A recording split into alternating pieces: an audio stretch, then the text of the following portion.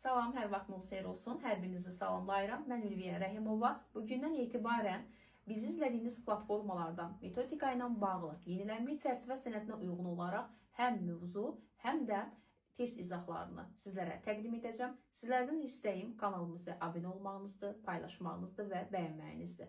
Bugün bir sual sizə təqdim edəcəm. Çalışın ki, sualın şərtini diqqətlə oxuyun, cavabınızı özünüzdə qeyd edin. Daha sonra isə mənim izahımı qulaq asın. Bildiklərinizi möhkəmləndirin, bilmədiklərinizi də öyrənin. Keçək sualımıza. Sual olunur ki, müəllim Azərbaycan dili dərsində şagirdlərə xüsusi və ümumi sözlərin yazılışını və oxunuşunu izah etdi. Daha sonra isə aşağıdakı tapşırıqla müraciət etdi. Lövhədəki nümunə tapşırığa baxaraq verilmiş nümunələri ümumidən xüsusiyə düzün. Bu tapşırıq taksonomiyanın hansı mərhələsinə, təfəkkürün hansı növünə uyğundur? Bir nüansı sizin nəzərinizə çatdırım ki, yenilənmiş çərçivə sənədində artıq taksonomiyanın bildiyimiz kimi 3 mərhələsi var idi. İdraki taksonomiya, emosional taksonomiya və psixomotor taksonomiya. Artıq yenilənmiş çərçivədə nə emosional, nə də psixomotor taksonomiya öz əksini tapır. 99% demirəm, 100% 2-3 sualımız qəbulda idrak taksonomiyasından sual olacaqdır. Əgərlərim köhnə kitablarınız varsa, köhnə deyənə köhnə nəşr kitablar əldə varsa, oradan emosional, nə də psixomotor taksonomiya mövzusunu oxuyub testini işləyirsiniz. İdraç taksonomiyasını oxuyursunuz. Yəqin ki, çox güman ki, növbəti aylarda da yeni nəşr kitab çərçivə sənədinə uyğun olaraq satışa çıxacaqdır.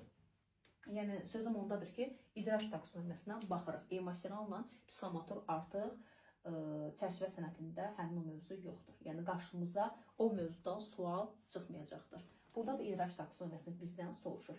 Sualın şərtini bir daha ümumiləşdirək. Müəllim bir mövzu izah edir. Mövzunu izah etdikdən sonra deyir ki, lövhədə bir tapşırıq var. Həmin tapşırığa bax, nümunələri ümumidən xüsusiyə doğru düzgünlə. İndi bunu loru dildə bir izahla sizə təqdim edim. Təsəvvür edin ki, mənim dərslərimə qoşulmuşsunuz, mən isə mövzu olaraq idraç taksonomiyası izahını verirəm. Mən mövzunu izah edirəm. Həmin mövzunu siz də diqqətlə dinləyirsiniz. Mənim verdiyim izahı siz başa düşməsiniz, dərk etməsiniz, anlamasınız. Lövhədən mən 100 gün yazım, hansısa bir nümunə yazım. Misal çəkirəm, burası çoxlu bir 3 dənə nümunə yazmışam. Deyirəm ki, nümunələrə bax, həmin bu testi nədir? Həll etkinə. Baxın, mövzunu mən izah etmişəm. Siz o mövzunu başa düşməmişsinizsə, dərk etməmişsinizsə, anlamamışsınızsa, qavramamışsınızsa, necə bu nümunəyə baxıb bu testi işləyə bilərsiniz? Heç vaxt onu edə bilmərsiniz. Yəni, 100 gündə o mövzunu başa düşməsəz, nə bu nümunəyə baxıb testi işləyə bilərsiniz, nə də ki, qarşınıza həmin mövzuna bağlı bir test tədbiq etmişəm, onu işləyə bilərsiniz. Gərək mövzunu başa düşməlisiniz, dərk etməlisiniz, anlamalısınız ki, həmin o fəaliyyəti həyata keçirə bilərsiniz. Burada da təbii ki, müəllim mövzunu izah edir. Daha sonrası deyir ki, aşağıdakı tapşırıqla lövhədəki nümunə tapşırığa baxaraq verilmiş nümunənin ümumidən xüsusiyə doğru düzün. Müəllimin verdiyi mövzunu şagird, müəllimin izah etdiyi mövzunu şagird əgər başa düşməsə, dərk etməsə, anlamasa, lövhədəki nümunəyə baxıb fəaliyyəti həyata keçirə bilər? Təbii ki, həyata keçirə bilməz. Anlamalıdır ki, həmin mövzunu dərk etməlidir ki, həmin fəaliyyəti həyata keçirsin. Deməli, mövzunu başa düşmək, ümumiyyətlə başa düşmək, dərk etmək, anlamaq, qavramaq, öz sözlərlə izah etmək, daha sonra isə nəticə çıxartmaq, ümumiləşdirmək, qruplaşdırmaq, hansı mərhələyə aid idraç taksonomiyasından? Bu, açar feillər, düzdür, açar feillər bizim çox zaman dadımıza çatmır, amma bəzi hallarda dadımıza çatır. Elə bax, indiki izahımda bizim dadımıza çatdı.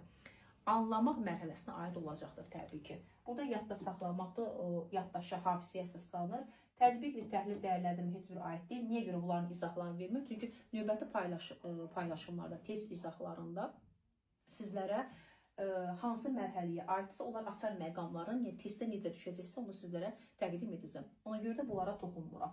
Anlamaq mərhələsi. Nəyə görə? Çünki başa düşməlidir, dərk etməlidir, anlamalıdır ki, öz sözlərini izah etməlidir ki, nümunələr gətirməlidir ki, hansı bir fəaliyyəti həyata keçirə bilsin. Bu anlamaq mərhələsinə aid olacaqdır.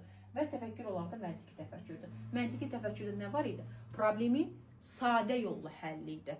Burada da ümumiləşdirmə var, qruplaşdırma var, misal, məsələ həlli var. Bu hamısı məntiqi təfəkkürə əsaslanır. Qavramaq və başa düşmək var. Hamısı məntiqi təfəkkürə əsaslanacaqdır. Deməli, anlamaq mərhələsi məntiqi təfəkkür. Burada bir əlavə olaraq bir cavab da qeyd edə bilərik. Düşünmə formalarımızda nümunələrdən, yəni verilmiş nümunələrdən ümumidən xüsusiyə doğru.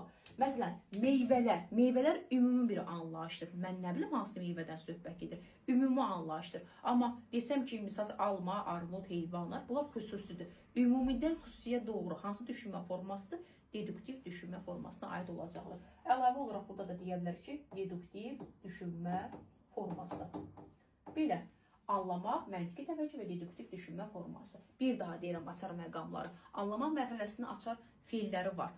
Nədir o?